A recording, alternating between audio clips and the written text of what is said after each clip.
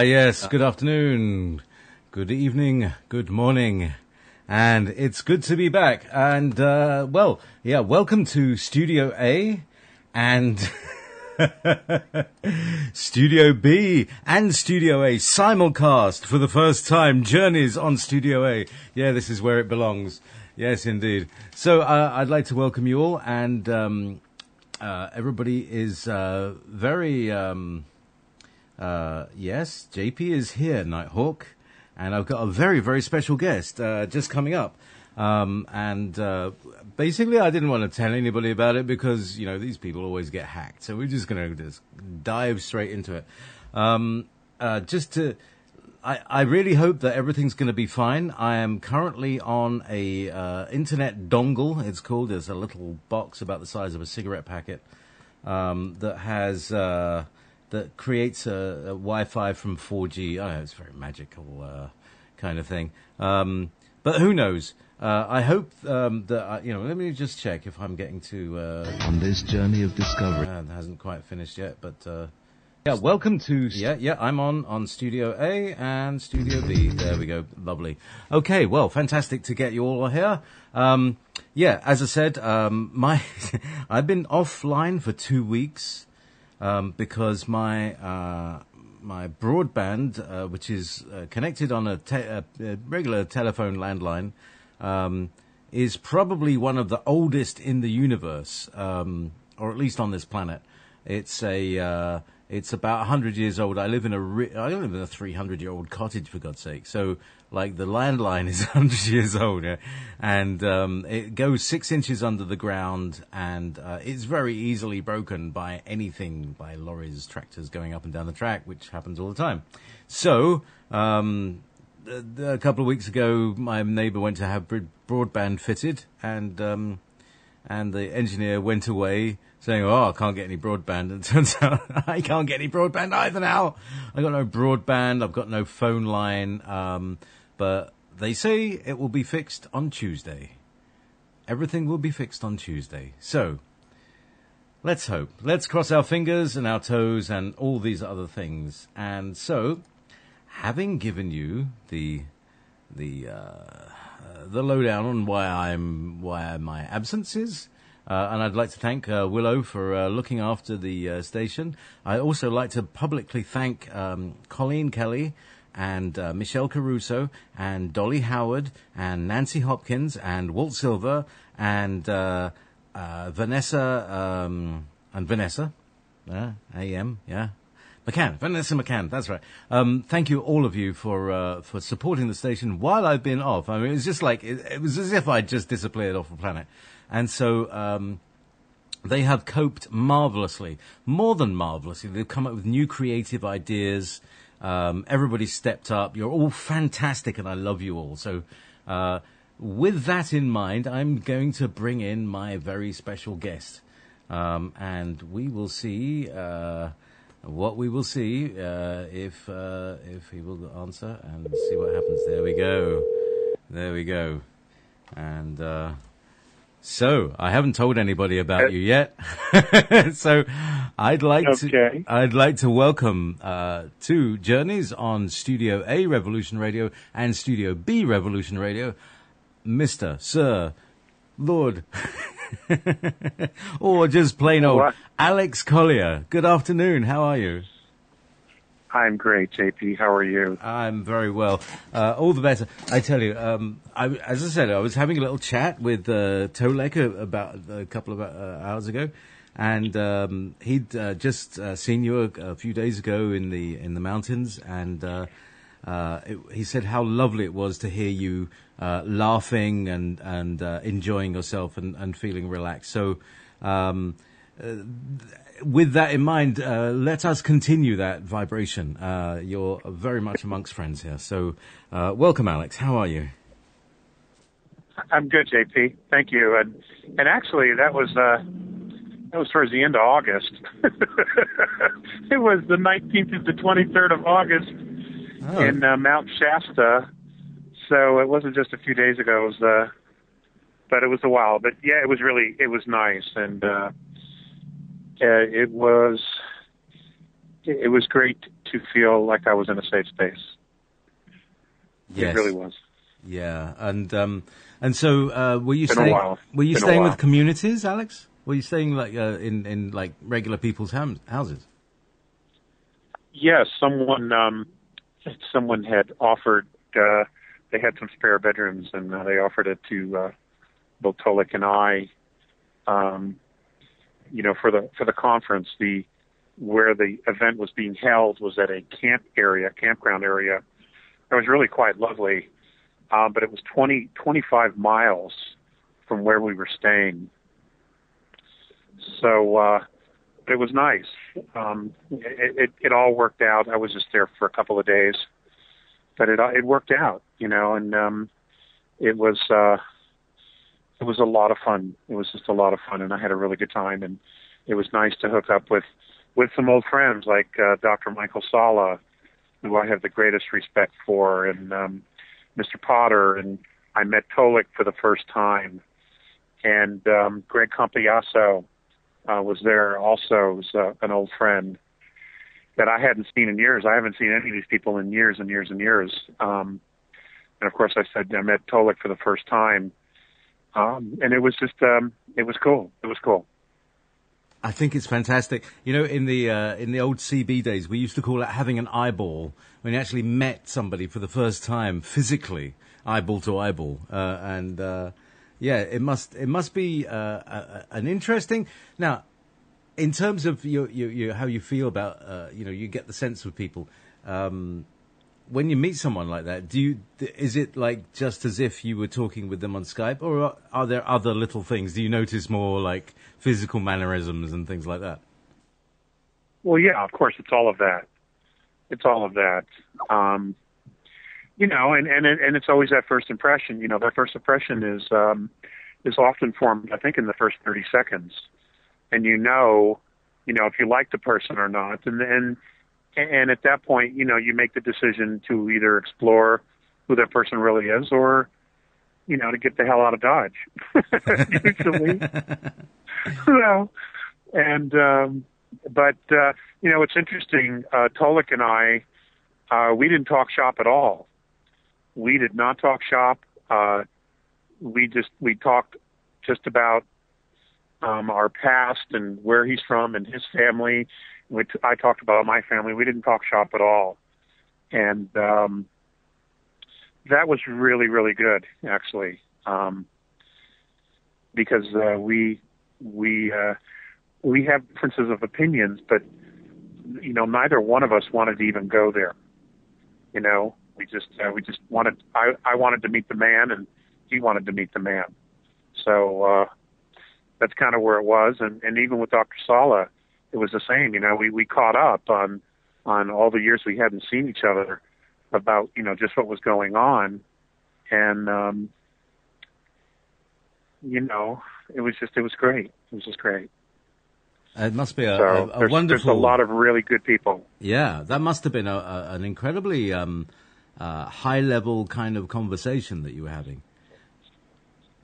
You were probably not talking. It's about family. It was genuine. But it was it was just extremely genuine. Wonderful. I'd love to operate on that level. Be genuine, and being with genuine people, and having genuine conversations and genuine feelings, and it's so rare that we experience that every day, or at all. Yeah. With people.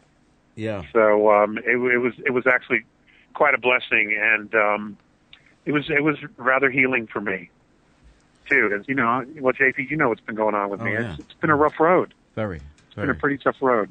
Very. The bozos just won't leave me alone. And I mean, are you still getting hassle from various quarters after the webinar, or is it under the radar in any way?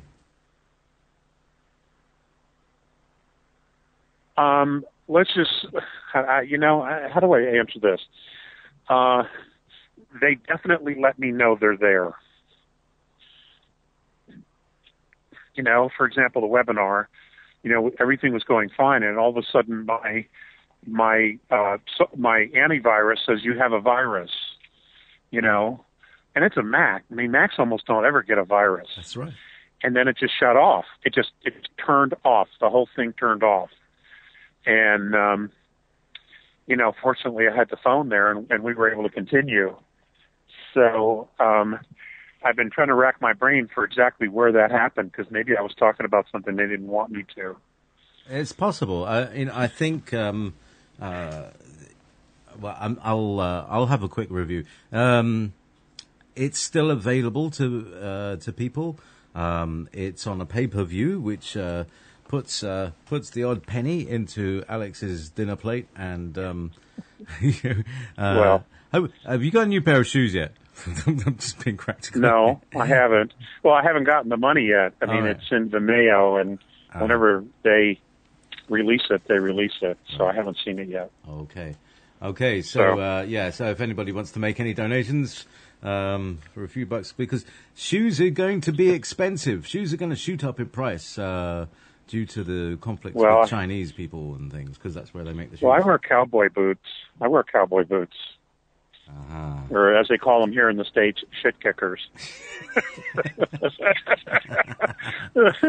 I could do with a pair of them. I have, because there's, I live on a farm, so there's plenty of that stuff lying around. I've got my own chickens. Exactly. Toss a patty. Country pancakes, yeah. So, I mean, do you want to talk about how your life has been? I know you're quite kind of private about it, but a lot of the people who listen to you, I don't want to dwell on the negative. I mean, I'm really trying to focus on positive stuff and being happy, and being happy. You create that resonance, that frequency of joy. And that tends to draw real positive things to you. And that's kind of where I want to be. I mean, I've had 2 bouts with cancer, been homeless for years. And, I don't want to dwell on that. I mean, anybody who's been there, they know. Yeah. There's nothing I can say. They know. It's a mother. It's just flat out a mother.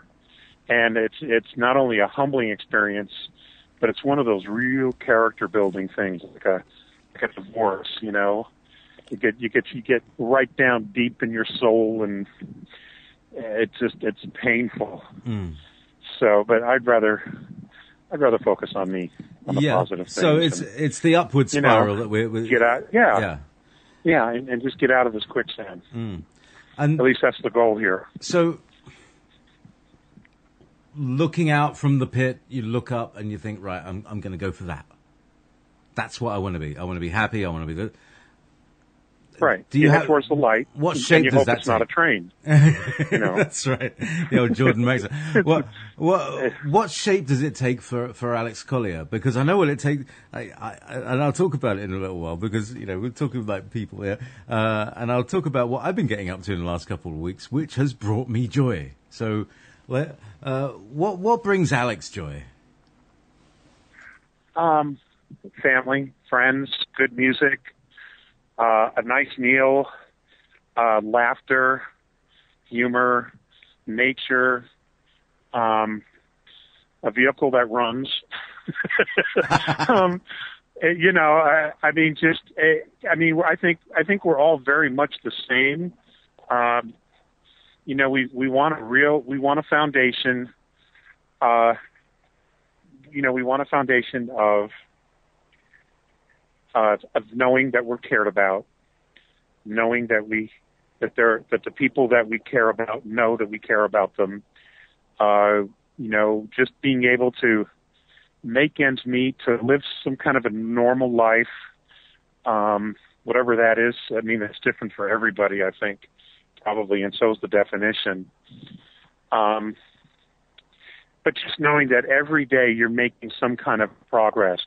It may not be material, it may have absolutely nothing to do with materialism, but at least on a character building level, you're getting stronger. You're more awake spiritually. You're getting more and more connected to Creator, to the Holy Spirit, whatever you want to call it, and just knowing that no matter what else happens, that you're solid inside, that you know what you know, and that you know that you're good, and that you're doing everything that you can, and at the end of the day, when you drop the seat in the back of the Rover, and you put your head on that pillow, or you're in your motel, or you kiss your children goodnight, or you sit out on your porch and you listen to the crickets at night, you know that it was a good day, that you did everything you could, and you feel really good about yourself. Just that is miraculous, because the pirates, they're doing everything they can to create as much fear as possible and disharmony. So it's important to just stay focused and keep it real simple, and not to buy into the drama that they're trying to create. And that's JP. That's where my focus has been. It's just to keep it really simple, and just at the end of the day, I have a list of things that I'm really grateful for, and that is everything that happened during the day, and being alive at the end of the day, and in the morning when I awake, I have my things that I'm grateful for, being awake, and today, and being able to go to the mountains today and pray, which is what I did, and talking to you now. I mean, these are all things I'm really grateful for. Oh, that's fantastic. I mean, and likewise, I've been having. See what happened. My neighbor destroyed. he tried to get broadband, and the engineer destroyed both of our broadband. So we have no broadband. I'm working on this radio dongle thing, and I don't know. It might cut us off. I don't know. Who knows? But it's all very edgy, and but I've had a chance to. Sit in the garden with my chickens, sit in the sun, which is unusual for me because I'm mostly here at night. I spend a lot of time at night in here in the studio and don't see that much daylight. But I do appreciate it. I like to do sun gazing when it's dawn and dusk, though. I try to be around for dawn and dusk to get some sunlight into the back of my head. That seems to work, and I find that I don't need so much food if I do that. The sunshine is imperative for health, and it's an incredible enhancer for moods, depression. It's just remarkable, and not to mention all of the physiological effects like the creation of vitamin D and the cell regeneration. I mean, I love this. I love to be outdoors.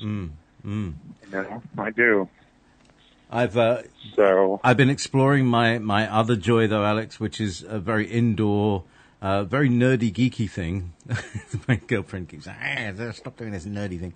But I've been working with microelectronics, and I've been able to get my inventions from my head into my hands, and that is the most fantastic, joyful thing for me. Well, why don't you talk about that? I'm curious to know what that is. Well, if you're ready to share. I am. I mean, not that I'm taking over the show. I'm not trying to be the host here. You can be the host. Today, Jouneys, hosted by Alex Collier. Well, what it is it's a thing. It's called an Arduino. It's an Italian idea, which is an open source baby computer. And it's got some a series of what they call interrupts. You can put a sensor on it or something like that, and it can listen to sensors and it can change switches. Basically, like what you get in a washing machine, for instance. It's called a process controller. Interesting. But what these Italians have done is create an open source community. And little peripheral devices that go on them. So, like, for instance, a little sonar, like a dolphin uses, and that can detect how far away somebody is from the device. And so what I've been doing is making lights that come on as you approach them and go off as you walk away and fade in and fade out. And that's a combination cool. of hardware and software, which is like, this is the thing. I gave up hardware when I was 15 because a physics teacher blew me away. I had this brilliant idea that is now called a Bedini motor. And he just said, "Oh, that's an annoyance. You know, we usually get rid of that energy." I said, "Where's this energy coming from? We're all getting electric shocks, sir." I said, "It's just back EMF. It's just an annoyance." And now we find that various new energy technologies are using that same back EMF, which was an annoyance and is now an energy source. So I left, sort of hardware physics behind and went into my career, which was computing, and learned how to do programming, and I can program anything and debug all sorts of programs. And so now I'm coming back with the electronics and bringing the two together.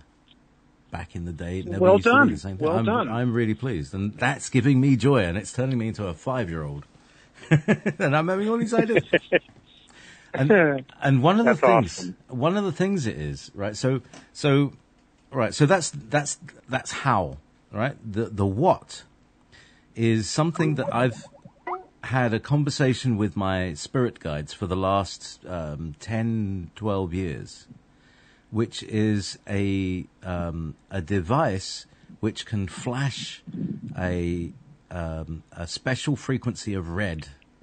This special frequency of red is what they call it, 660 nanometers, which is the frequency of the light that travels through your nervous system. You know, like your nervous system is like a fiber optic cable. It's not electric. Yes. It's fiber optic. And your brain sings to your body to move muscles. It sends frequencies down. So, when there are blockages, this light can unblock them. And that's, you can use it like an acupuncture, thing, but using light, called photonic acupuncture. So anyway, I've been working on devices like that, because I've had them in my mind, but I've never had anything that can actually flash an LED at a very specific frequency before. But now I can. I can flash it at 21.45 hertz or something like that. Now, what use is this? It's to be used in combination with signature sound frequency analysis, where you can detect if somebody is ill or in stress, using the frequencies that are found in the voice by using a spectrum analyzer. Does that make sense? Did any of that make sense, Alex? Or did I lose you at Arduino? I did. You did. So basically, it pulses light into your body that is healing in frequencies. Okay. Well, the other applications will come to you. I'm sure of it. Yeah. Oh, yeah. I'm having loads of ideas.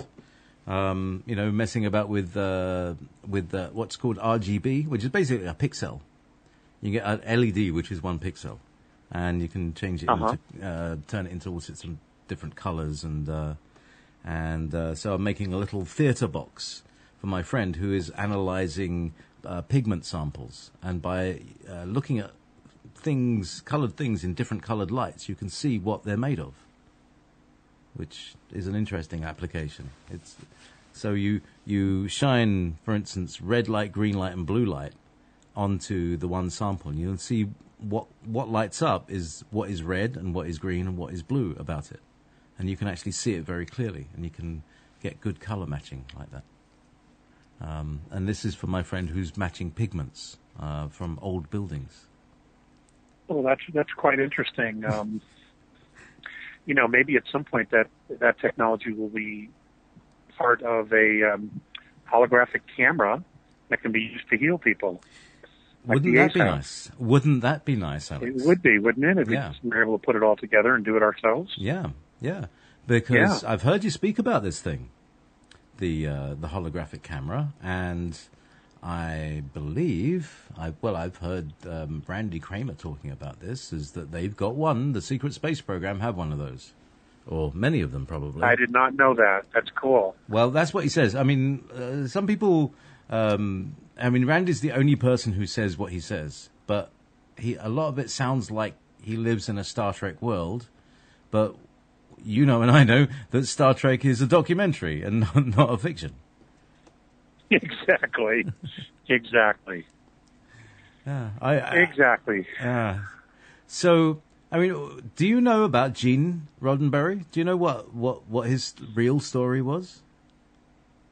I don't know. The only little bits that I do know is what I heard Sean David Morton talk about years ago. Oh, and by the way, he says hello. Okay. That's awesome. Yeah. I haven't talked to Sean in years, and, please send him my regards as well. I will indeed. He has the show in the slot before this, except he wasn't here tonight. So this is it'll be slacker. Yeah, no, he's on some cruise somewhere, like schmoozing and cruising, flouncing. That's the word his wife used this word, flouncing around the country, darling. Must be nice. Yeah, but I mentioned that we were doing these webinars, and he said, "Oh, Alex, I was sending my best regards," and so. Yeah, it'd be nice to get everybody together again. It's like it would be fun. Well, I've always had this dream or this vision of taking the leading people in the field, including the contactees and the most notable abductees that were willing to do it, and for a week, if it was possible, 4 or 5 days. Put them in a hotel where we had this big conference room surrounded by boards, and each person would have a board, and they would write down some of the most important things that they were shown or that they were told, or information that they have gleaned from their experience. And then what we would do is we would sit down and we would look for all the commonalities on every single board, and we would sit down and we would talk about those infinitum, about all the commonalities that all of us have experienced separately, and then try to form a picture of exactly what may be going on, that we would, form that based on our own perspectives of the commonalities that all of us have had in that room, and form some kind of perspective of what's going on, as opposed to, listening to any one particular group or any one contactee, or any specific group of ETs that share information, that we would take the information, take the commonalities, and try to form an idea, an opinion, or perspective of what we think is really going on. At least what it would do is it would solidify some of the information, and it would put all of us on at least the same page. It doesn't mean we would agree on everything, but at least we would all be on the same page, and we would know, what's the thread that is running through each one of our experiences. That is something I've always wanted to do. Would that make Alex Collier happy? Very, very worthwhile. Would that make Alex Collier happy? I think so. Let's make it happen, Alex. Yeah, it would. Let's make it happy. It would. Let's make Alex happy, and let's make that happen. Yeah, we could do that. Because I think we know a lot more than we realize. It's just that it's all scattered about. Do you know? I think we know a lot more because the military-industrial complex, the government people, other intelligence agencies, they're paying attention to what the people know and what the people are talking about, and that's because the populace of humanity, we have this inherent common sense about things, and we get information that we may not even realize how important it is, but they do, because they're looking for pieces of things, because everybody knows on every different level of intelligence there's a different lie, and they also know that there's compartmentalization on every single level, and that one group knows this piece, another group knows that piece, but it's never put together, because no one's allowed to share that information. Well, humanity, we're kind of at the bottom. It's kind of like shifting, a gold pan. We're looking for the gold because it all comes down to us somehow, and we're the gold panners. And I really believe that if we could put this information together, we know more than we realize. And right now, information is power. This is. I was having a kind of similar thought this afternoon. And, I've mentioned it to you, and I spoke to Simon Parks about it. He's interested, and Tolek is interested. They're actually interested in coming over to Britain and having because I could organise a week here at Newbold House, which is part of the Findhorn Foundation. And it's a hotel and a conference place. It's in an old mansion house in northern Scotland. It's beautiful. And there's a lot of nature here. Plenty of nature. More nature than you want.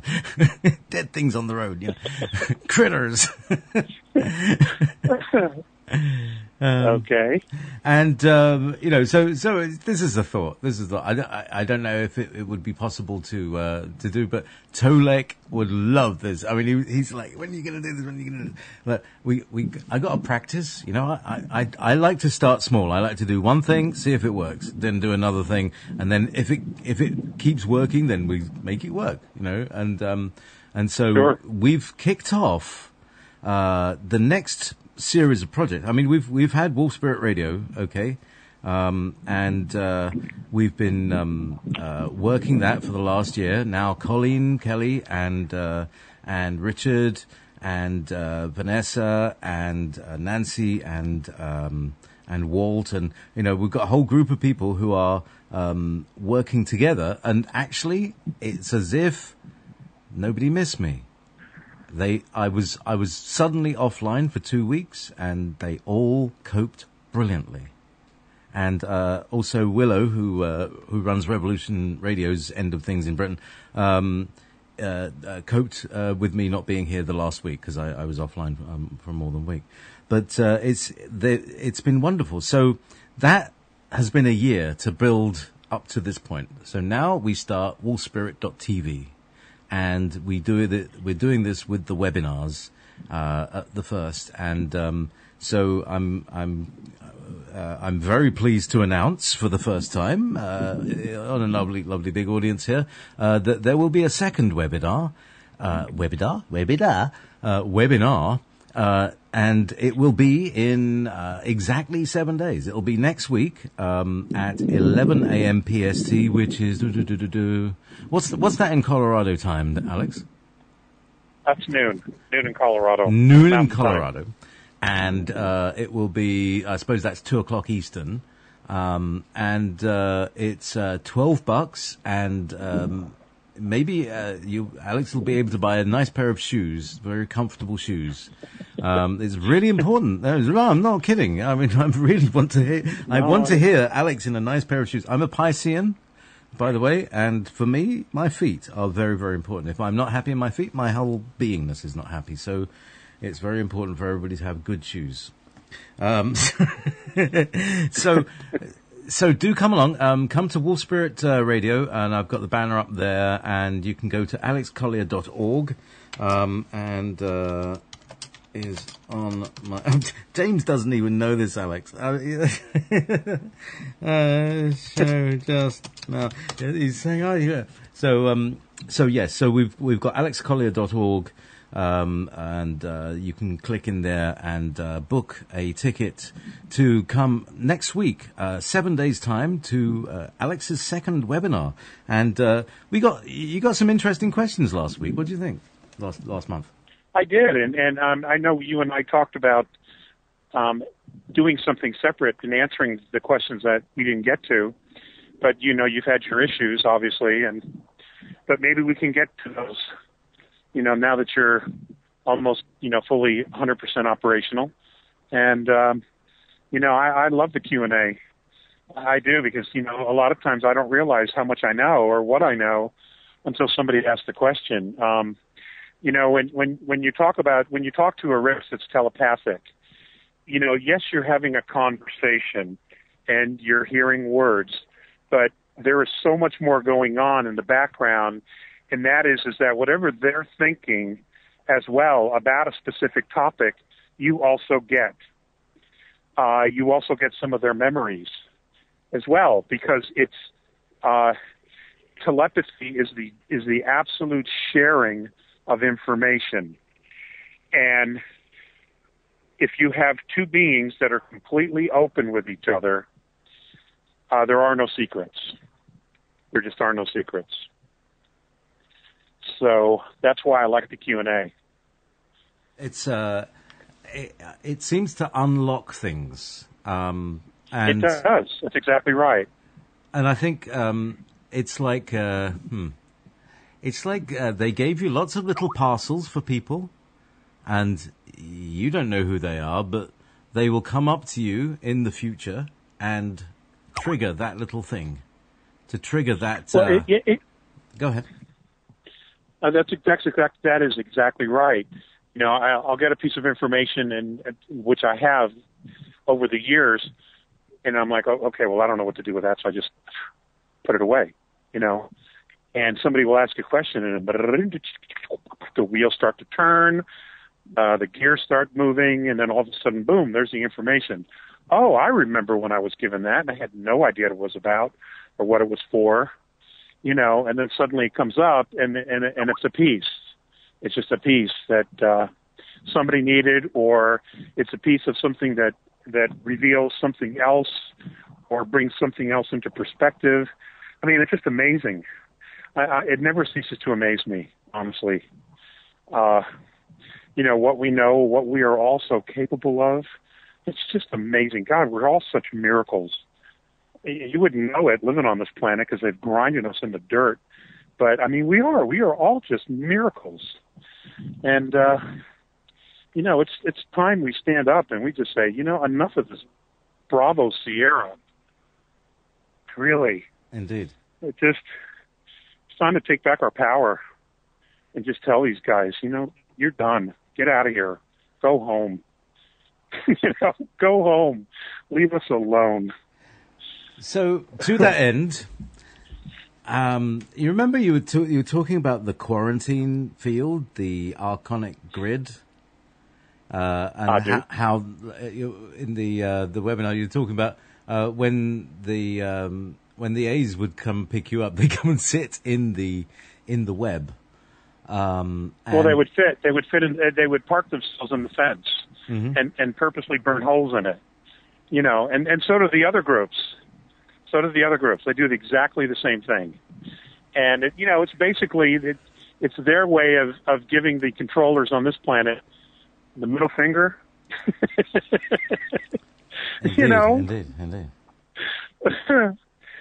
So, it's, you know, yeah, I mean, there's a lot of gamesmanship going on as well as this incredibly intricate spiritual, physical game of chess that's going on, and it's quite elaborate. It's quite complicated, you know. And directly right in the middle of it is humanity.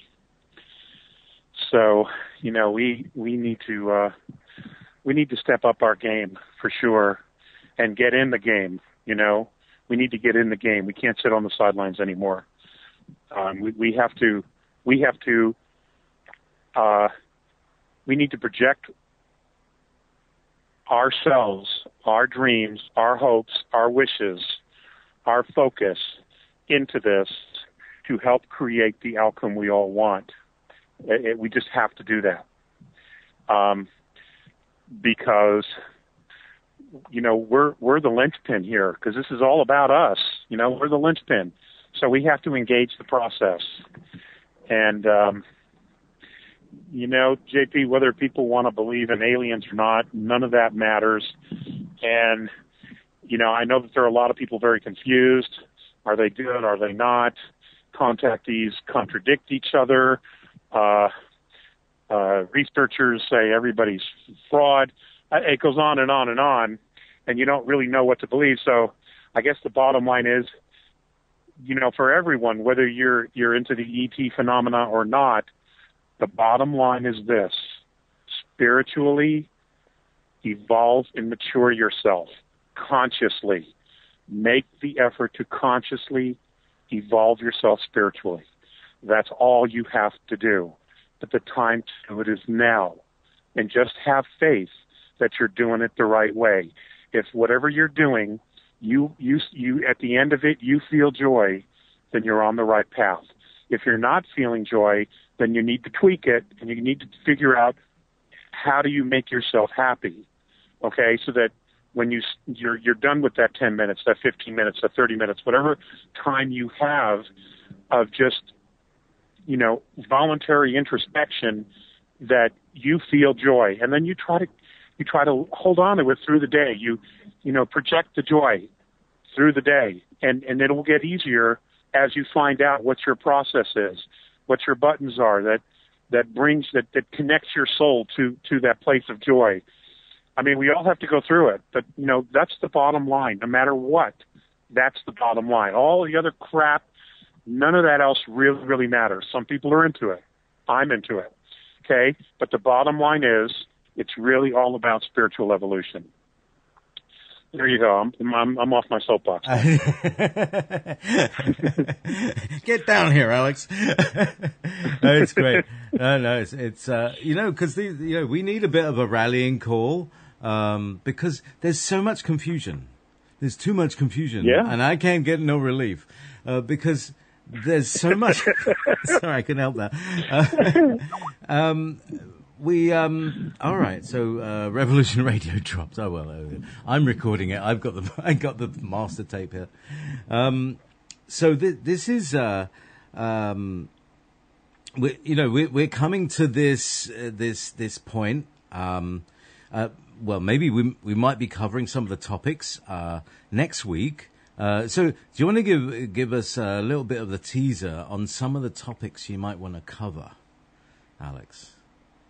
Well, that was one, what we just talked about. Yes, indeed. Agenda 21 is another. Oh, yes. The Vatican, about the rise in frequency on the planet and what that really looks like and exactly what is happening so that we can all have some perspective on it. And how, as the frequency begins to increase, the powers that be, the consortium, the regressives, are going to do everything they can to try to make us afraid of the frequency, the change in frequency, because that's the only tool they have left in their box, is to create fear. And if we don't buy into it, they're done. It's game over for them. Well, exactly. So, and they need to leave. They need to leave. They need to go home, or whatever. Wherever they go, they need to go there. They need to leave us alone. They need to set us free. End of story. It's just time for them to set us free. It's like we have to be toxic. We have to be poison to the people who are drinking us or eating us. No longer palatable. Well, they can't absorb love. Exactly. They can't absorb joy. Okay, so who's really toxic? Okay? Who's really toxic? They are. They can't absorb any of that. Okay? All they can absorb is negativity, fear, poverty, sorrow. So they created in us, because we are their, energetic as well as physical food sources. We are a resource to them. So, when you break it down, who's really toxic? By our true nature, we're not. We're not toxic. By their very nature, they are. So anyway, we're going to talk in depth about some of that too. Excellent. That I don't want to give it all away. No, otherwise, no. nobody will. How will come. How about research that people can do for themselves in the intervening time to bring people up to speed so that they may understand better and ask you better questions? Who would you recommend to listen to in terms of research on those on the aspects of those on the background? Boy, that's a great question, JP. I don't really know. I don't really know. God,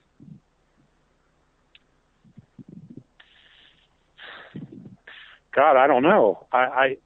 Okay, sorry. I'll have to get back to you on that. My internet access has been so limited that I honestly don't know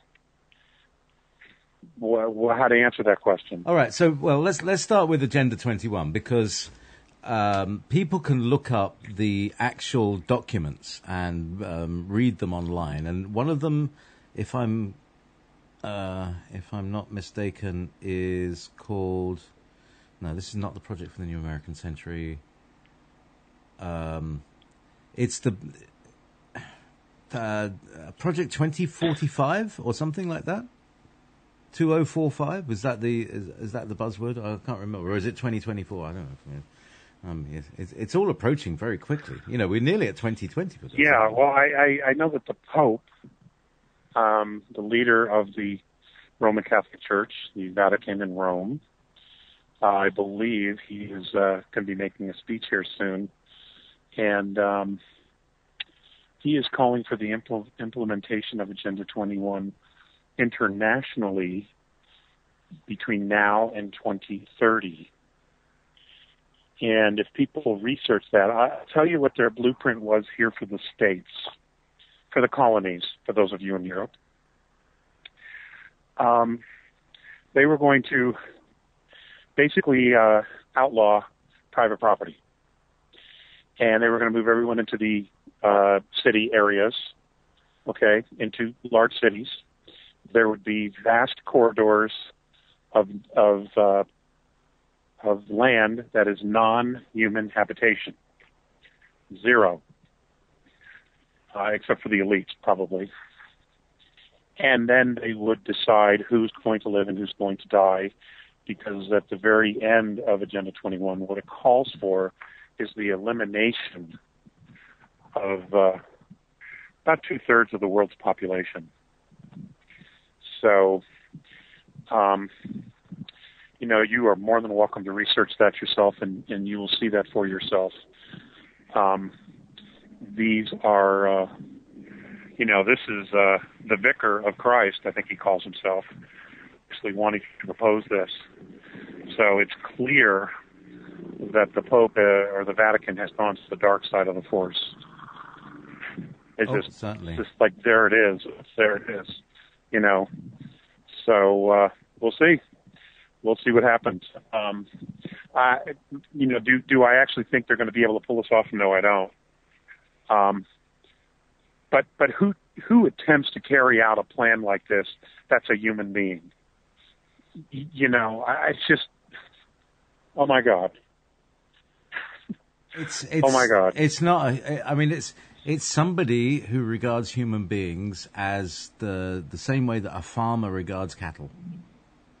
Right. Or right. or a chicken, they that have an ear exactly tag with right. a number, and that's it. And as far as relationship is concerned, that's about it. The number. And this is a very interesting thing, because it's not just Earth, it's not just this planet where this kind of thing goes on. This goes on all over the galaxy, all over the universe, isn't it? Well, it has gone on. In other places in the galaxy, it has gone on. We're kind of at the end of the line for this bunch, and unfortunately, they're here. JP, it's complicated. It's just complicated, and I can see why there are people that's just like, I don't even want to deal with this thing about the ETs and all that. I get that. I still get that. Oh my God. Which is why I say, the bottom line is it's about spiritual evolution, becoming your mature spiritual self and connecting to source of all that is. And, being, what was it that, be the change in the world that you want to see, Yes, indeed. That's it. That's what it is. Create the future that you expect to find. There you go. That works too. Yep. And anyway, this is the thing. This is the opposite of the joy that we're wanting to bring. And in a way, if we didn't, this is the thinking is that if we didn't have these dark force pressures upon our consciousness, we wouldn't evolve in the way that we need to evolve. In the same way that, when I was 25, I had a motorbike crash that changed the way I looked at the world and turned me from a kind of tech into a healer tech. It's like, but it totally expanded my point of view, even though it was the worst thing that ever happened. Yeah, that's one of those character building experiences. Where your heart's ripped out and put back, and it's, you're just like, oh my God, what's happened? And yeah, they're real tough. They can be really, really tough, but they always build inner strength and inner character. And, in the end, it is those things that we end up falling back on during what we would consider difficult, hard times, to pull that inner strength out and to make us, give us the ability to carry on, as the British like to say, carry on. As if nothing really matters. We're quoting songs tonight. Hawk was saying... What? You said carry on, as if nothing really matters. It's our Bohemian Rhapsody. Well, I'm simplifying, obviously, but, hey. I know, but it's like, our lives are soundtracked by these songs and music that just pass through. Like the movies and the sci-fi programs that we saw when we were kids. I remember seeing all these things. The Jerry Anderson. I don't know if did you come across Jerry Anderson? He was like the English version of Gene Roddenberry. And he did a show called Thunderbirds. You ever hear of Thunderbirds or Stingray? No? No. All right. Well, no. They were big in Britain. That. Excellent things because they were full of disclosure. But they were puppet shows. Okay. I'm not kidding, Alex. They were marionettes. I mean, if you just Google... oh, my God. I remembered those now. Yes. Yes. Oh, that was 100 years ago. Wasn't it? It was actually 50. Yeah, but I mean, maybe it was 100 years ago. Yeah. but you're right. It was giving us everything that we've been talking about the last 10, 15, 20 years coming out, showing that that's actually real, and that the news has more fiction than your Star Treks, Yeah. I wanted to just say there was a song by David Crosby from Crosby, Stills, Nash and Young and Phil Collins, and I think the name of the song was Hero, and it was basically about a romance novel story or hero from a romance novel. But what was interesting about the song is that it implies that, our lives are our story. And in that, if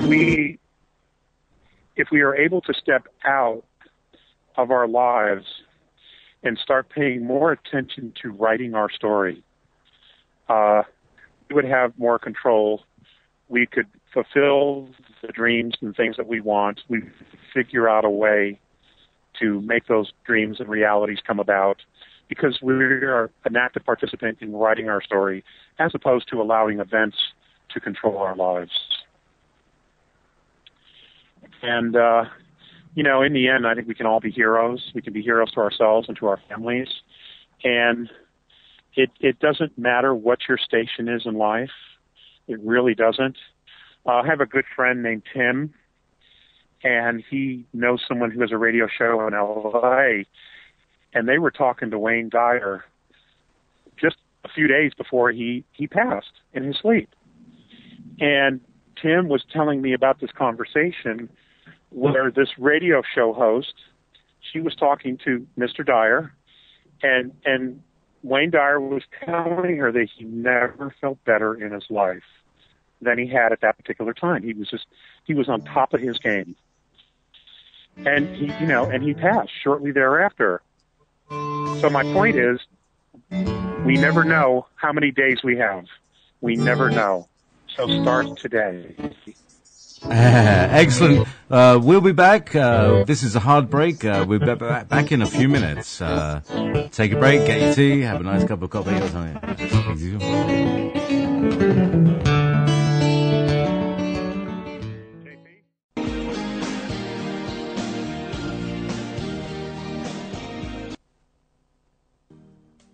Yes. There we go. That was the song that Alex mentioned. Phil Collins and David Crosby and Hero. Rather low volume, but there we go. Yes, indeed. I will take calls if anybody wants to discuss anything that I've been talking about with Alex in the last hour, or just want to have a talk about stuff. You know, it might be nice to keep it on topic, but if anybody wants to talk about other stuff.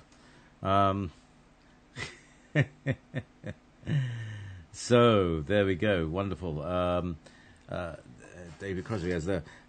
So we got this thing, and wolfspirit.tv is kind of starting to crank up. We'll be doing more video things. The better my broadband gets, the better the situation gets on Wolfspirit. The more bandwidth I have, the more TV I can produce. At the moment, it's down a little skinny line that hopefully will be fixed tomorrow, and I'll be back online with a vengeance next week. But until that time, well, we'll see what happens. And if you'd like to call in, you have to call in the Studio B, because I'm actually coming in through Studio B, and Hawk is reproducing that on Studio A. So if you want to call in, I'm on 310-421-4053. And you can call from Britain, 0141356 4141, 0141 356 4141. And if you wish to join, you can come up on Freedom Screen 2 on Skype. Indeed you can. And so that was Alex Collier. We basically I was just arranging the webinar that we're doing next week and talking about publicity, and I said, look, I got a show in 10 minutes, so should we just do a quick one? And it was nice to have an insight into the man, rather than just slipping information out of him all the time. I think it was a very nourishing thing to do for myself. We often, like he says, talk shop, and it's nice to actually talk stuff. So, Gorilla Tape. Yeah, it looks like I could do some Gorilla Tape. Yeah, I like Gorilla Tape. We have a stuff called Gaffer Tape, which seems to be like halfway between duct tape and Gorilla Tape. It's quite sticky. And indeed, if it's too sticky, here's a little handy hint. If it's too sticky, put it on your jeans and then peel it back off again. It makes it half as sticky. There you go. That's a little handy little hint for you. And yes, if you'd like to join in this conversation, please. And we'll be. Hang on, I'm just going to get the right. Okay, I've got the both chat rooms here. Oh, there we go. Area code 360. Good afternoon. Who's that, and where are you? I'm Zane. I'm in Washington State. Zane, as in Zane, the man who's been building things with bricks and stuff. Right. I wanted to tell you a little story about this, because you had this coding project where you had created these different colors, red, green, blue. Yes. And you said they had different vibrations and stuff. Yeah. I don't know if I linked to the video, and I built this blue temple in my backyard. It has 8 columns, and they stand on a platform. And those columns, they're actually, JP, they're actually capacitors. I mean, you think about it, there's sewer pipe, but it's, they're insulated, and then there's a metal chain that holds them together, which is, by definition, a capacitor. So I've got this array of capacitors there. And I'd originally painted this whole temple thing, and it was all white. But then I thought, well, the stories are with the Greeks, they built these temples, and they were all really wild colors. So I decided to I heard about this artist that had created some geometrical shapes and painted in these colors, and he said that they represented some kind of alien intelligence. And so I thought it was an interesting concept, so I adopted the color, that blue. It's a kind of electric blue.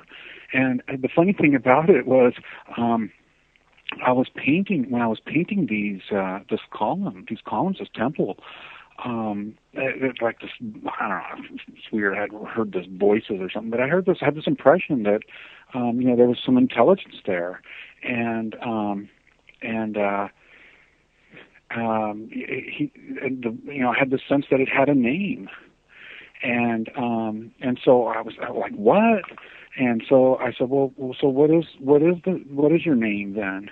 Because I was thinking that, you build a temple, it becomes, there's capacitance there, there's, a sacred site. Maybe it has some entity or something. What the name was that I got back was Globe.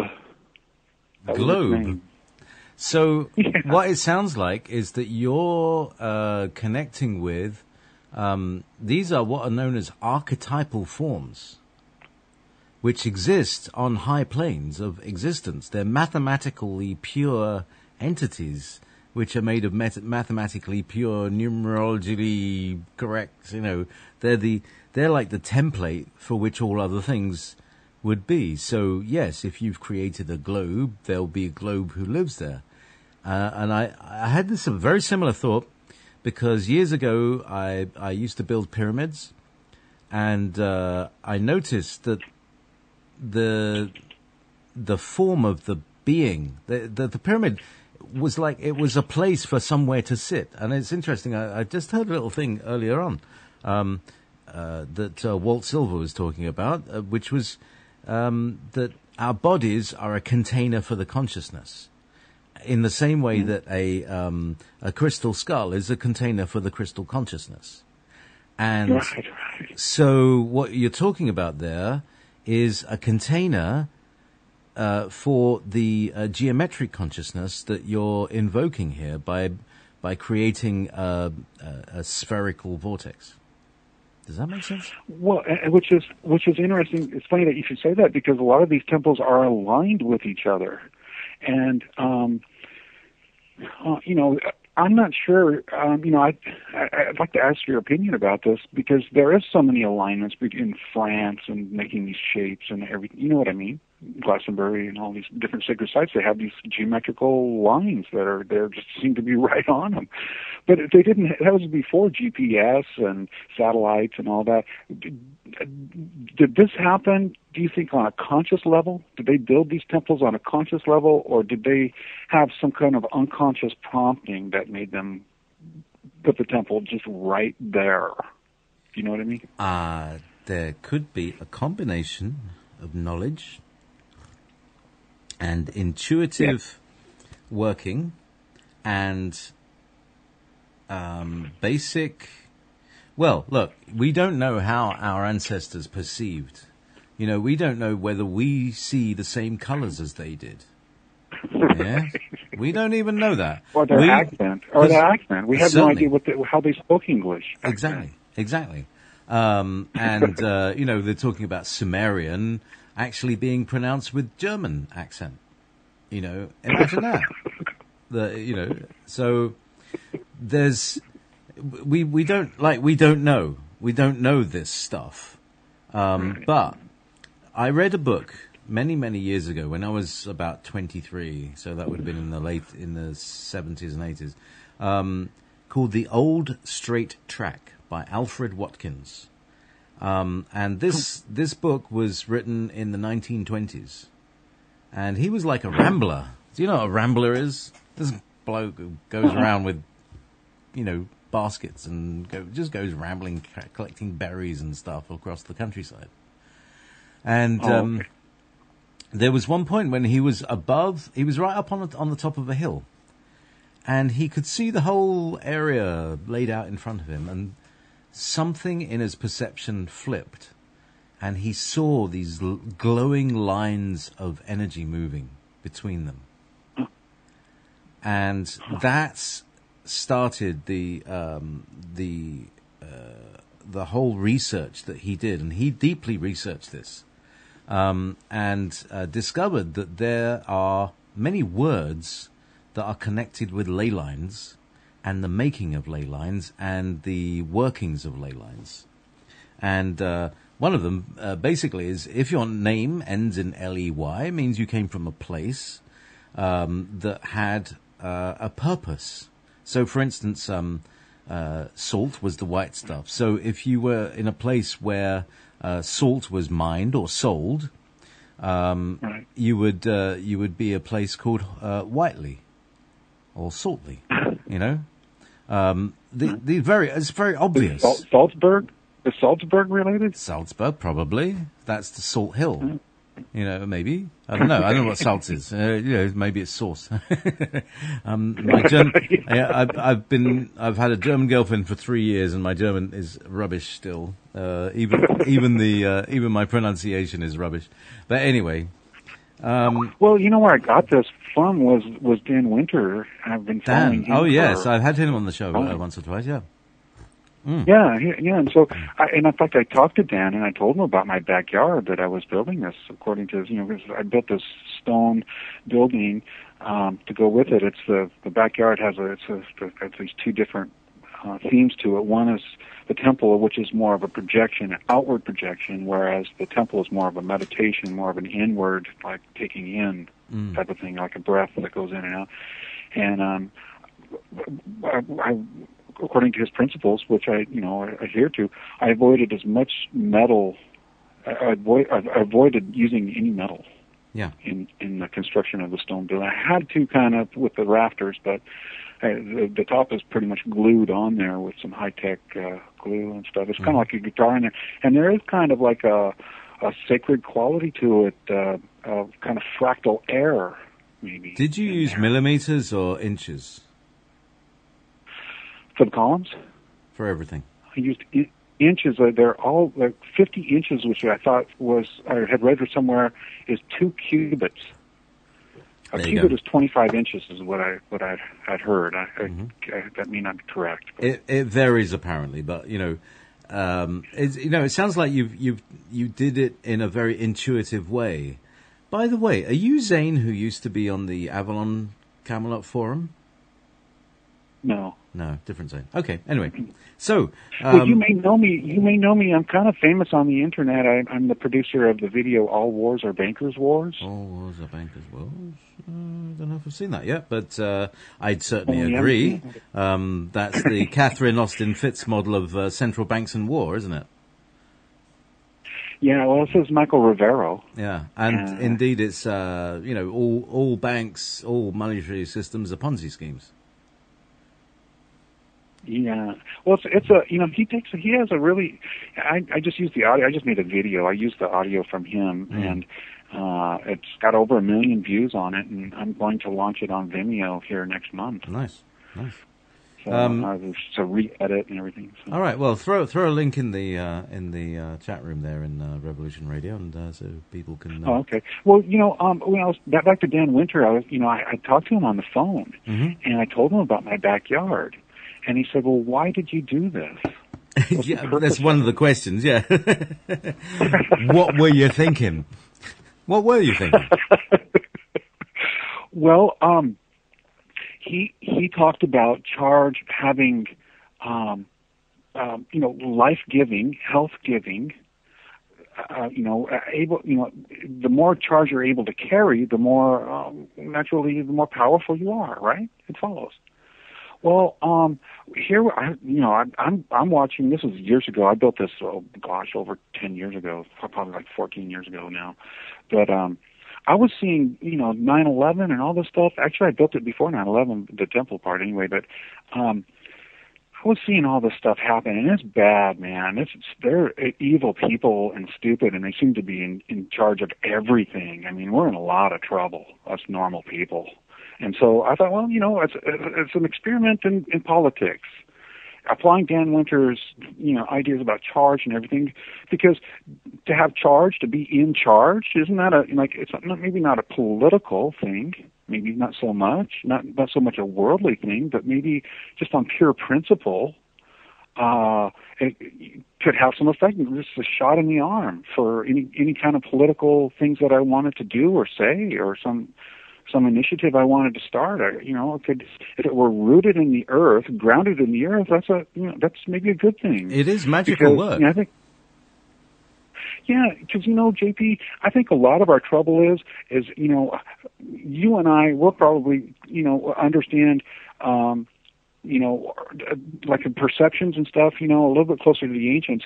These moderns, they're up in those skyscrapers. They're many floors above the earth. They're so disconnected from the earth.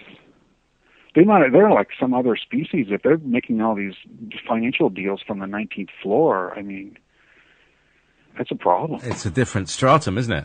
And that was interesting. There was a Doctor Who, I don't know if you know Doctor Who episode, but there was one Doctor Who episode where there was a vortex, and the vortex was kind of right up in the air, and so they built a tower block in order to capture the vortex on like the 23rd floor or something like that. And I think this may be a reason that they have buildings like that there are vortexes up in the air that they can perceive or detect. Oh. And that's why they make tall buildings. Okay. I'm riffing on this, sure, I see the rationale. But on the other hand, I can see why it might be a positive thing to be up in the air, to build a tower, to build a mighty tower, and to be up. Let me just tell you this short little anecdote about connection to the earth. There was this researcher that went throughout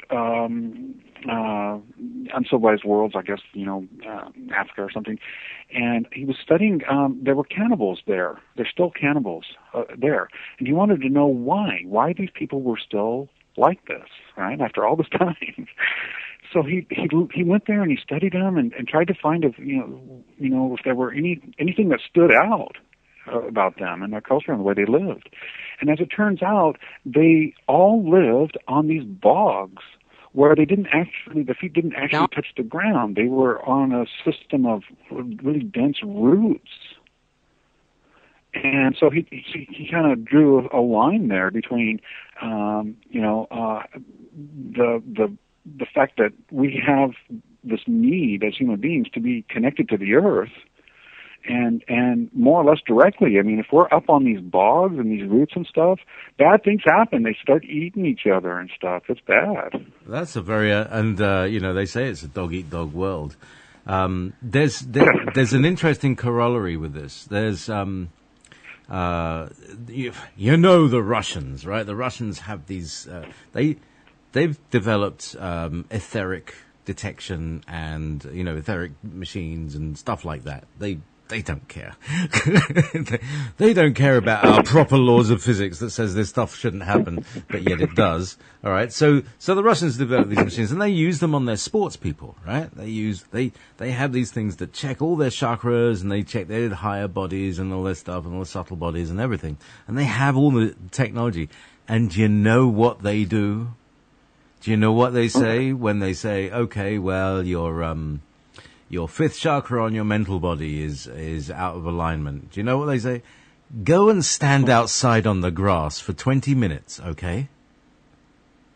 That's what they say. That's how they treat all of these energetic influences. Go and stand on the grass.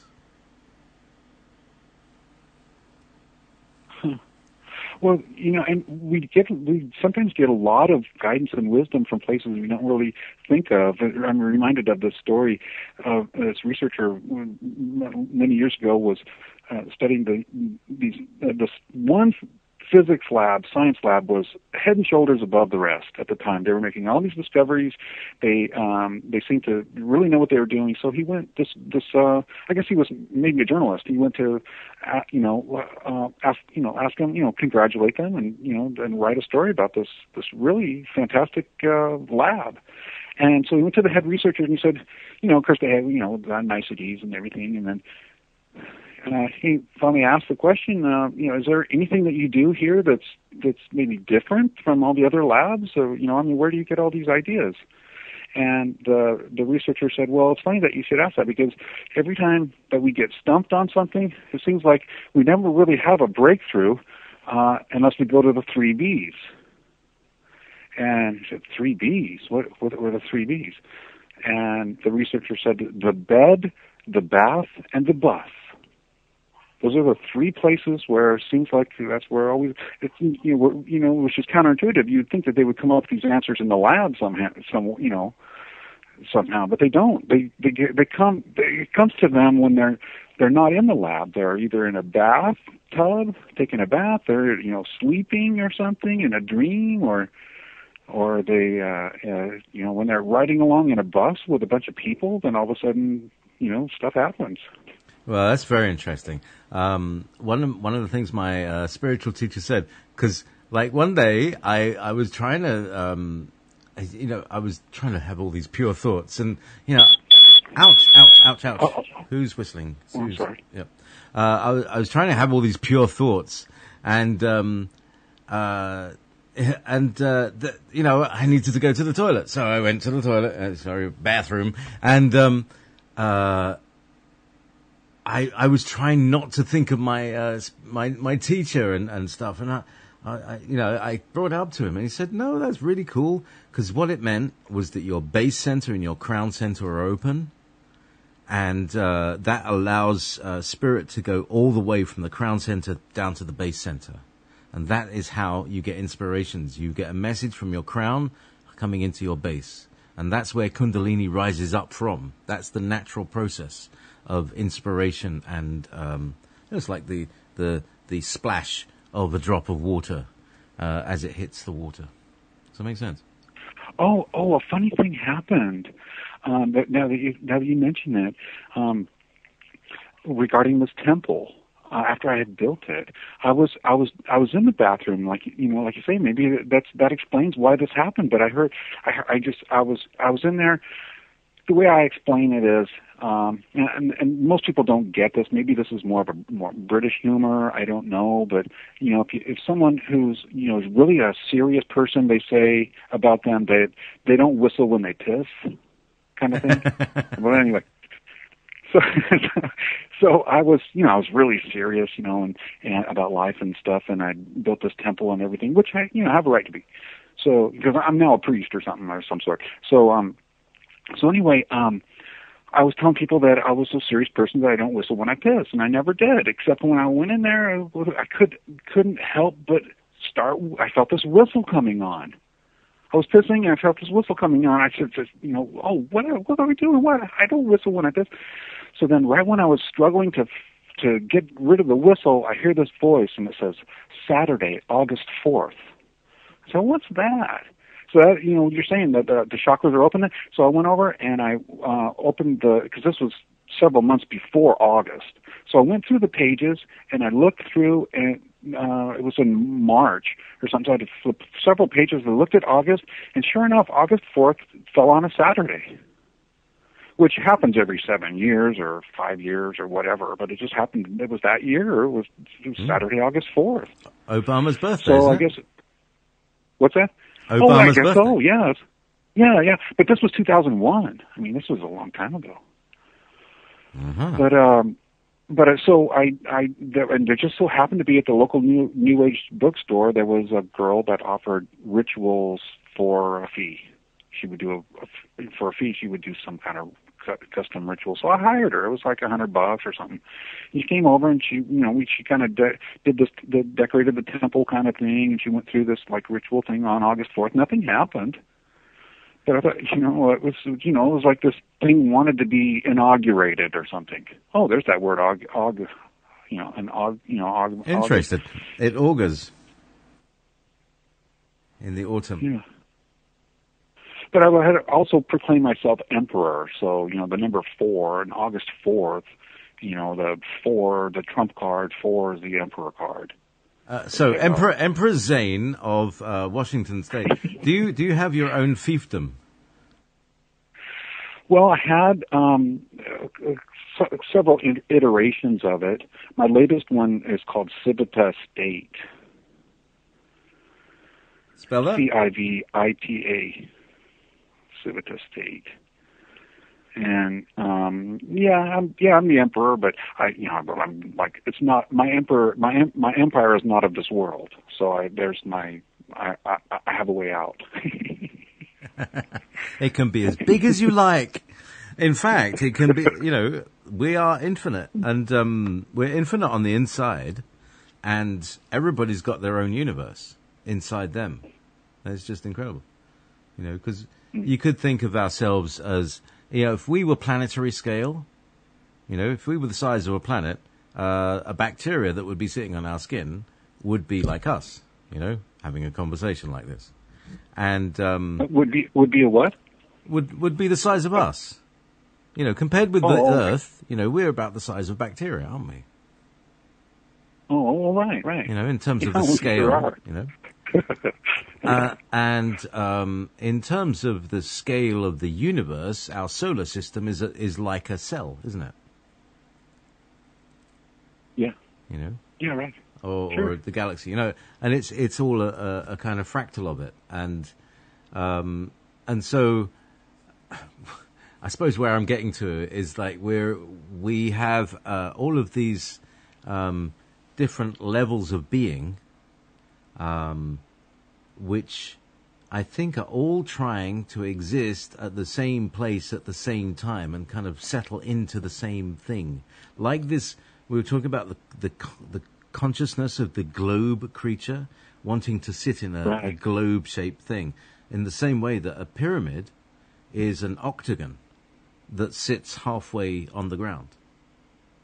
It's actually, there's a pyramid underneath pointing downwards as well as a pyramid up. And so it's a crystalline being that is an octagon that lives half in the ground and half in the air, in the pyramid. Right. Oh, there's one other thing. I got on Google Earth. I think it's Google Earth. Yeah, from satellite you can see the planet. And I zoomed down on my backyard and I drew a line from the stone portal to the temple, and it's like a ley line or like a flight line, like a pilot would have a heading. It's a straight line.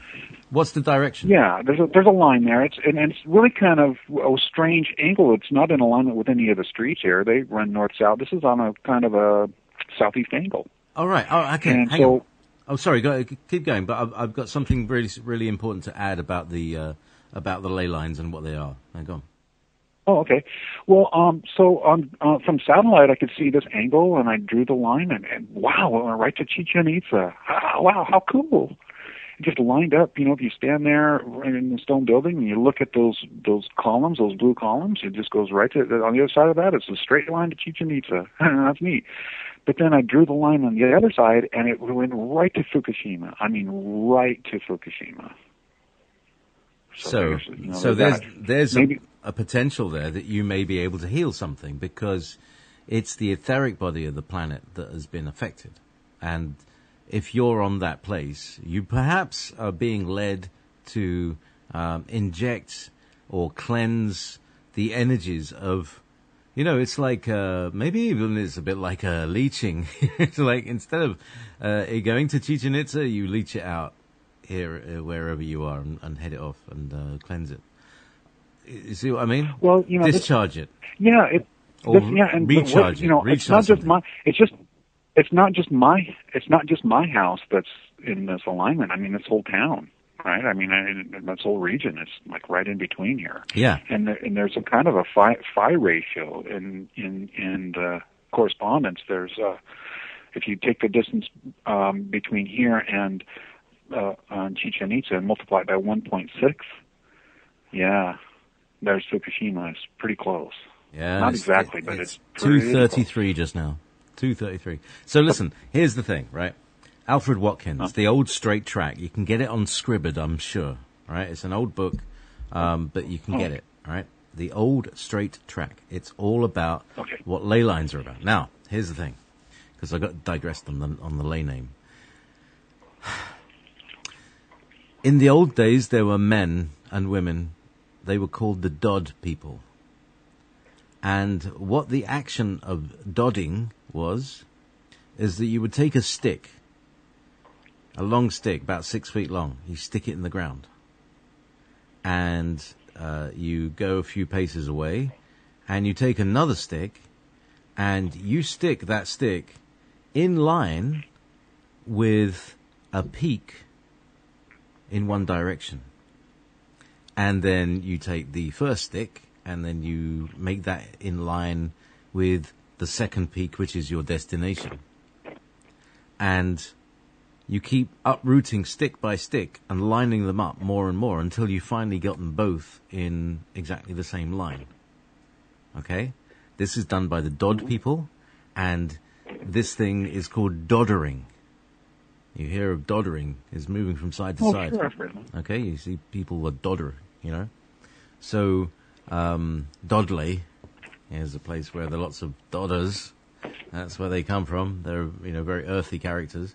But they were the people who walked the lines, and they sighted peak to peak, because what basically you get a peak is a peak of energy. And between the peaks are lines.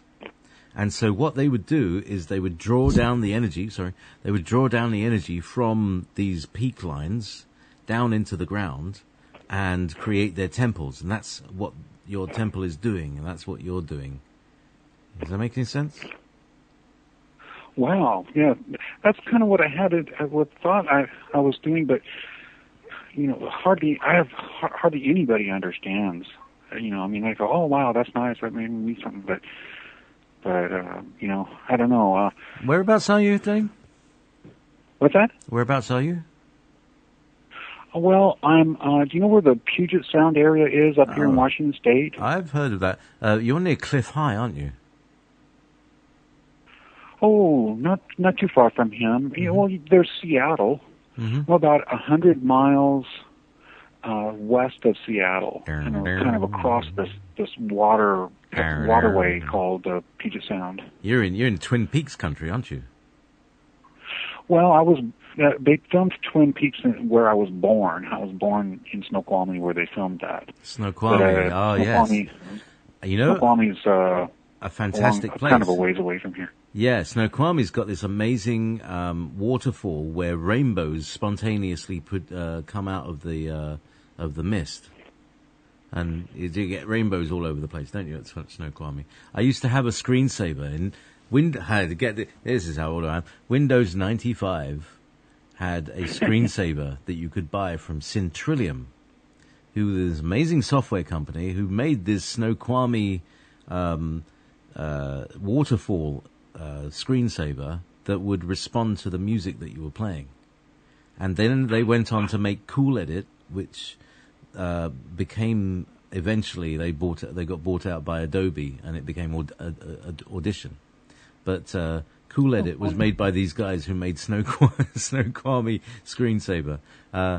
Some of the only software that I like, really respect and recommend. Like I still use Cool Edit now, and I would loathe to use any other sound editor, because it's the best for the way you can work it, and it's very quick to move bits about and stuff. Anyway, Snoqualmie. So you came from Snoqualmie. Bit of a diversion there, but I think I got away with it. But it's been a very interesting show. I don't know how everybody is checking out the thing. Anyway, so you've got this temple, which is it built on the site? Was there an old temple or sacred ground there before? Are you like there is an Indian legend here that's really kind of strange. It's over at the local park here. Has a labyrinth in it that some local volunteers had made, and I have a little labyrinth in my yard too. It's kind of, you can't really see it. It doesn't really photograph very well, but It's just an abbreviated one anyway. But there's a really large labyrinth at the local park, and there's also a little place where it talks about an Indian legend where there was a man Indian man, a brave that had befriended a local dragon. And this dragon was said to be have some golden scales or something like that.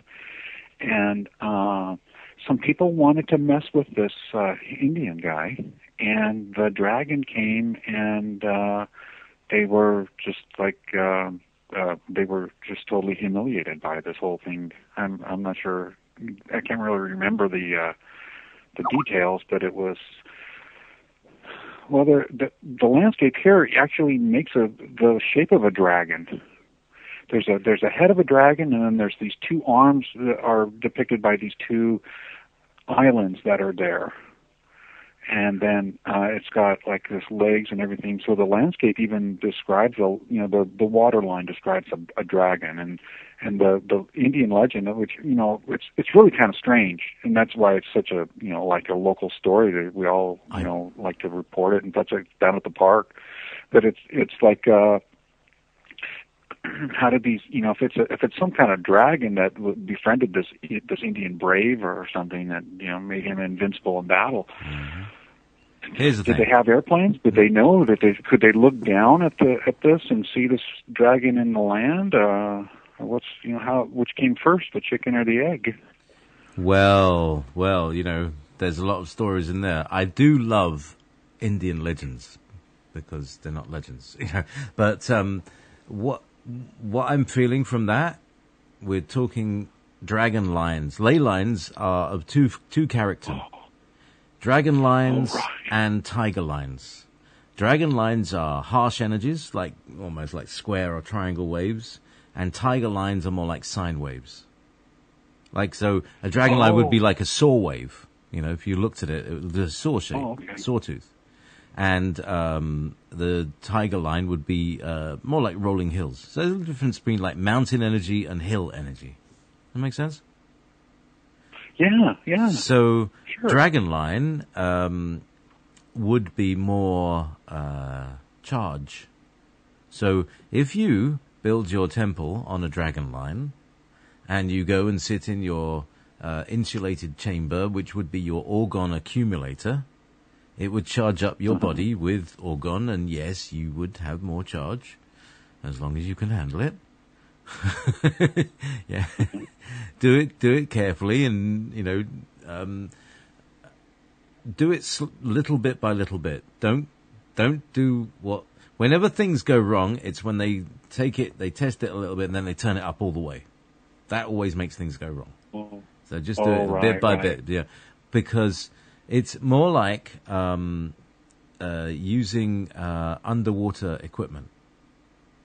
When you deep sea dive and you go down under high pressures, you can't go down straight away. You have to go down and acclimate to it, and then go down a little bit more and acclimate. And that's how energy works. So if you're going to charge yourself up, just do a little bit, start with a little bit and see what affects, because you can go crazy, literally.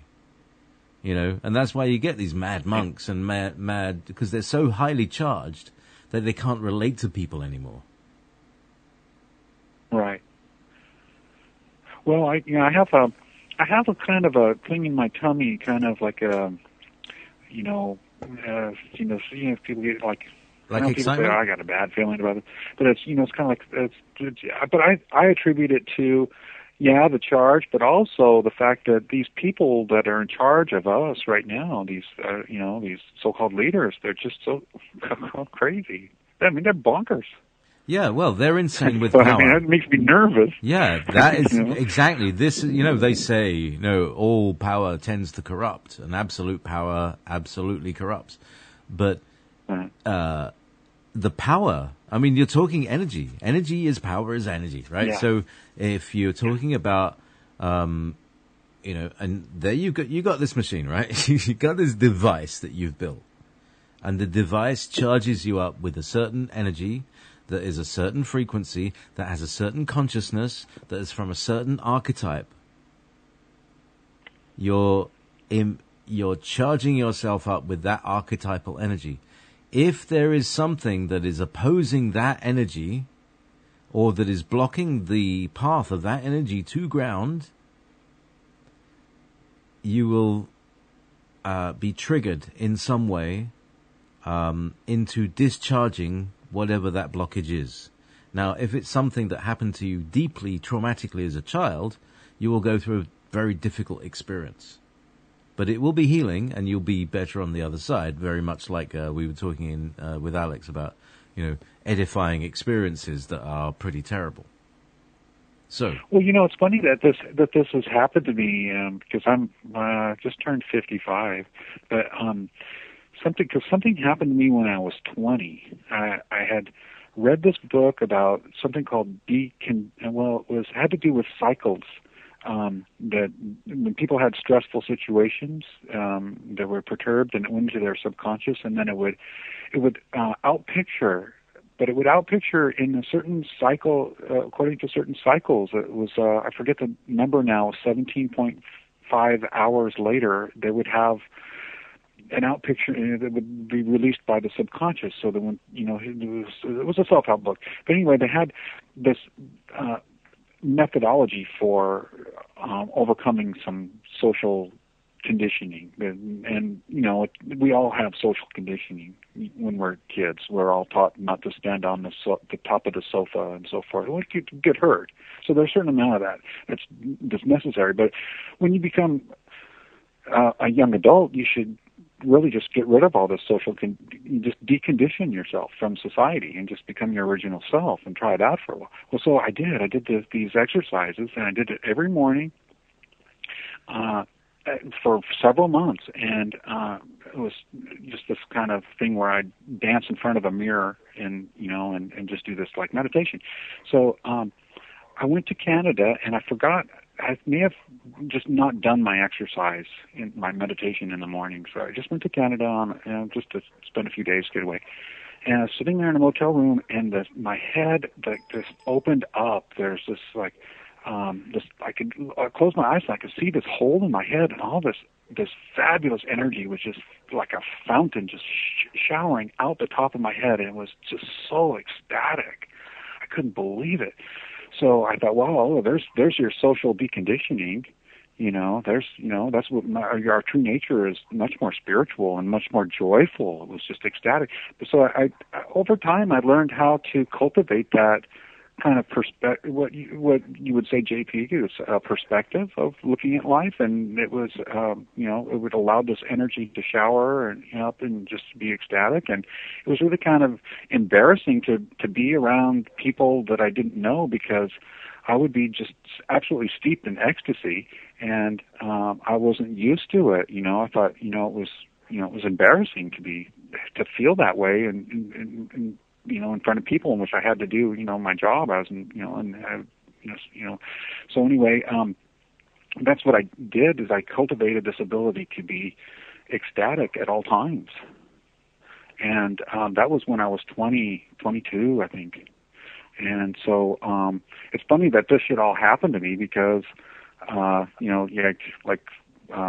years later, I built this thing. But that's just kind of me. I guess it's kind of zany, but it's just kind of me. It's just kind of what I've always been, kind of on the spiritual path. I mean, I've been, interested in development and personal development for a long time. So, the fact that there's maybe like some of energy around me and stuff, I think I'm probably pretty well equipped to handle it.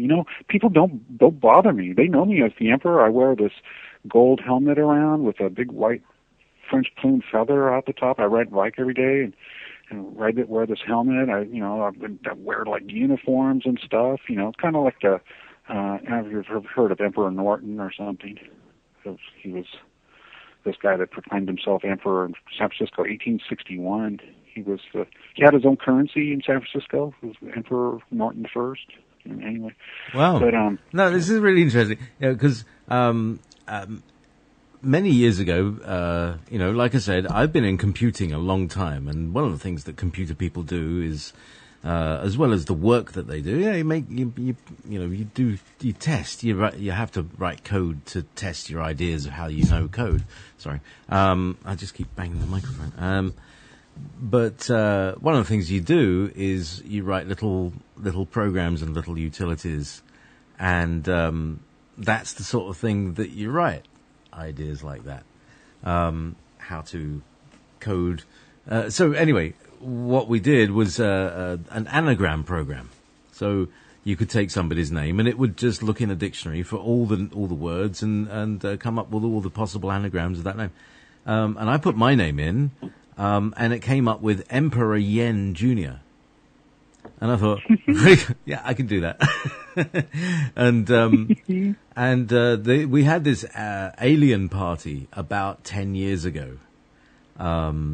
Me and my mates, and everybody was supposed to dress as an alien, and I got some blue makeup and shaved my head and my friend made me up and did some eye makeup, like it was blue. I was blue, but with white Egyptian type makeup, big thick on the eyes, and an Indian type bindi, and I called myself Emperor Yen of Lyra. And, that's like, okay, so from one emperor to another, Emperor Zane of where are you? Puget Sound. Well, it sounds a bit, it sounds, a little bit anarchic, ironically, because it's, sovereignty, it's mate. not that we don't have any respect for the aristocrats. Yeah, it's sovereignty. Just that aristocracy. It's just that the aristocrats of the moment seem to be, really much to be desired.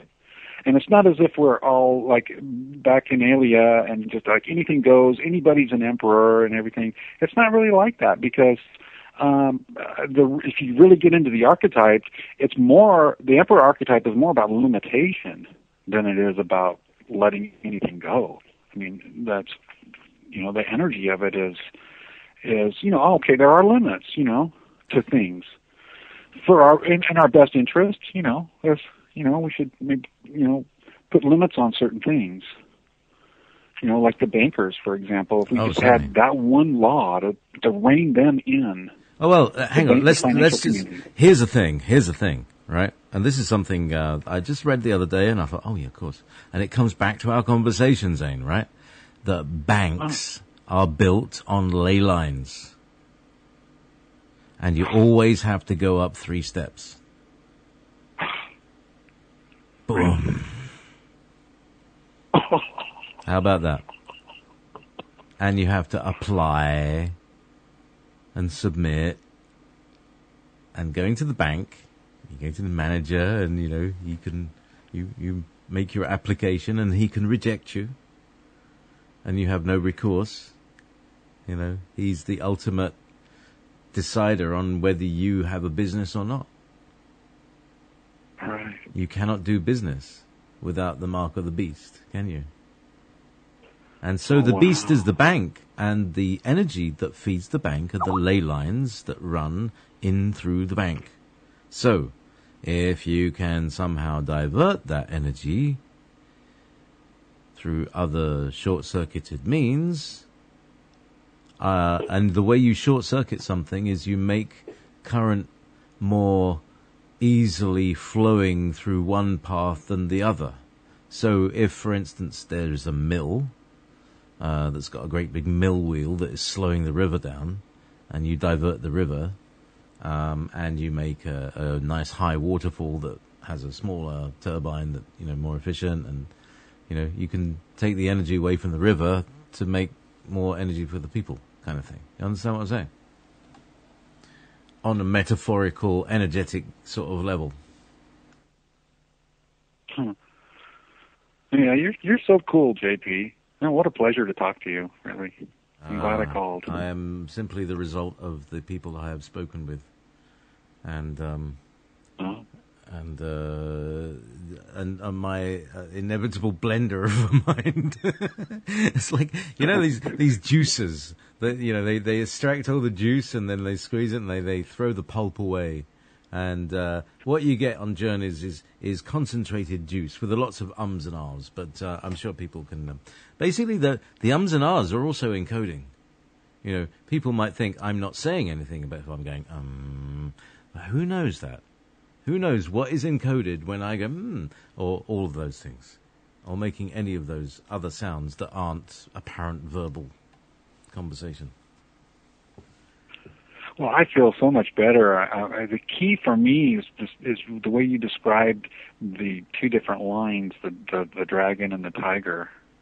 I'm going to be thinking about that for a long time. Okay, probably so forever. So, my friend Zane, we need to exchange books. My book is called The Old Straight Track by Alfred Watkins, right? It's on Scribd, I'm sure. You can just Google it. You might even be able to buy it. It's a proper book. It's like, I've actually got a proper book, and it's when you do the pages. And what is the name of the book that you got that gave you the information that helped you break through the programming? Well, I've looked for it on the internet, and it just doesn't exist. Can you remember its name? It was called Cycles. It was, let's see, how was that spelled? It was spelled like psychic with cycles, the two words psychic and cycles together. I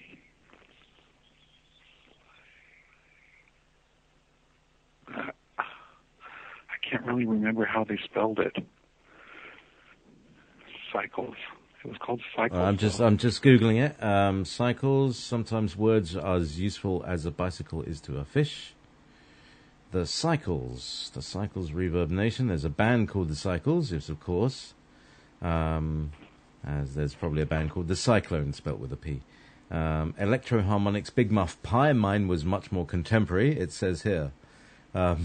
It's a guitar pedal. A cycle. Interesting. I'm sure there are more. There's more books. Let me see books. Book. Let's type book. Cycles book. No, I looked. I looked a while ago. You know, I just couldn't Published find it. And it was 1980. Using Your Circadian Ribbons. Published by Bobbs Merrill. Yeah, I don't mess about, man. I know how to Google. By Dwight H. Bulkley. Published by Bob's Merrill, Indianapolis, 1980. I'll send you the link. Could you put that in the chat? Can you put that in the chat box? Yeah. All right. I'm performing services. Thank you very much, brothers and sisters. Thank you, Zane. Thank you, Alex Collier. What a wonderful show. I've really enjoyed that. There you go, kids. Use circadian rhythm.